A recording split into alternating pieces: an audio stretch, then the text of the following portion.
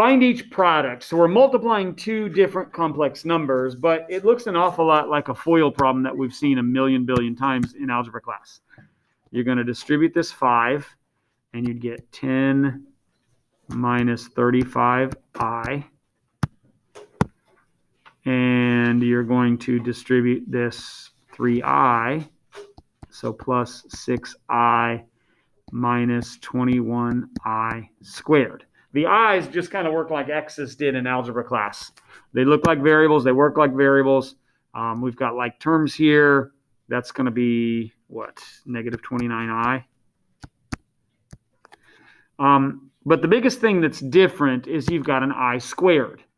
And we know that I squared is equal to negative 1. I screwed that up earlier. I squared is negative 1, right?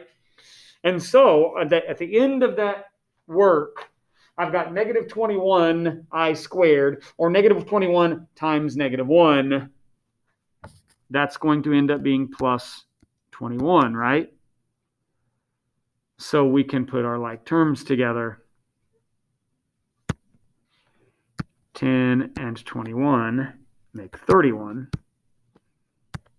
minus the 29i. Make sure you show your work. You can feel free to show more than what I've done, but I tried to skip some steps, okay? Now, very common mistake that people make here on this next one is they just try to distribute the square, okay? You can't distribute the 2 right there. That's not distributive property. You don't distribute exponents, okay? An exponent means you take it times itself, okay? If we're squaring something, we're taking it times itself. And if you had 4 minus 5i times itself, it should be obvious to you why you can't just distribute the 2. This is a distributive property problem where we're going to distribute the 4, and we get 16 minus 20i. And then we distribute the 5i. The minus 5i, we get minus 20i plus 25i squared. If you just distributed the 2, you would completely miss the like terms in the middle there, minus 40i. You completely miss that. Okay? Over here, 25i squared. Since we know I squared is negative 1, then 25i squared is going to be minus 25. I want you to skip a step there. Okay? That's got to be negative 25 because I squared is negative 1. So put your like terms together. 16 minus 25 is negative 9 minus the 40i. Part C, same thing. Same thing as distributive property. Distribute. That's going to give me 81 plus 72i. And then distribute. You get minus 72i minus 64 I squared. Notice in this case the like terms, 72i minus 72i, cancel each other out. Okay, sweet. That's nice. But then over here, I've got minus 64i squared. Get to where you can skip a step. I squared is negative 1. You've got negative 64 times negative 1. That's going to be plus 64 right there. So at the end of the day, you've got like terms, 81 plus 64 is 145.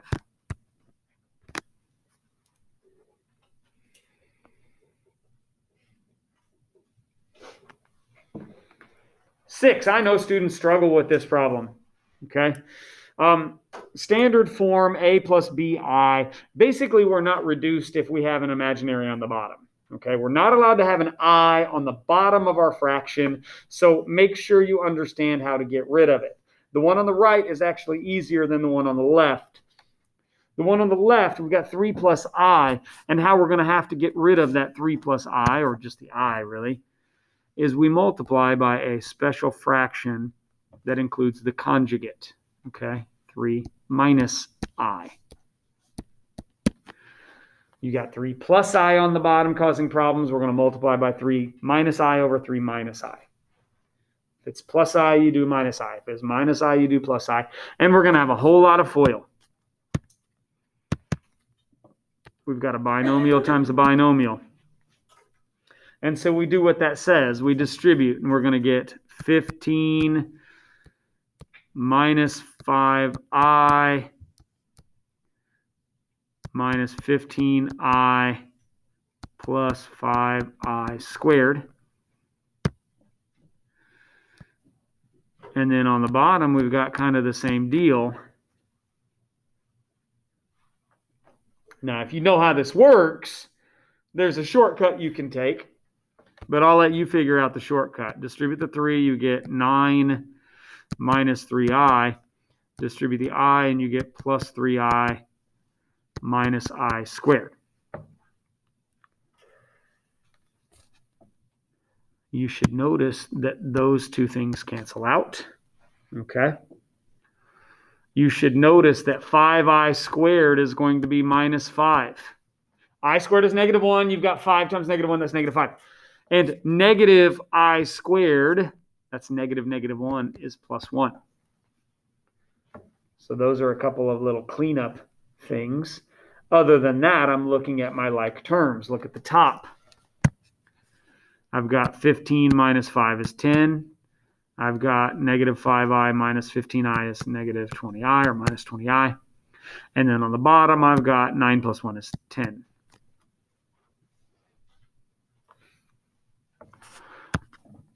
I look at this and I think about something called v-canceling.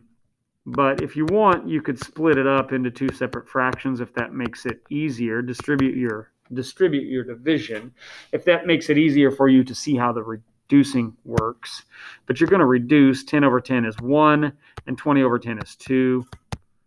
We get 1 minus 2i.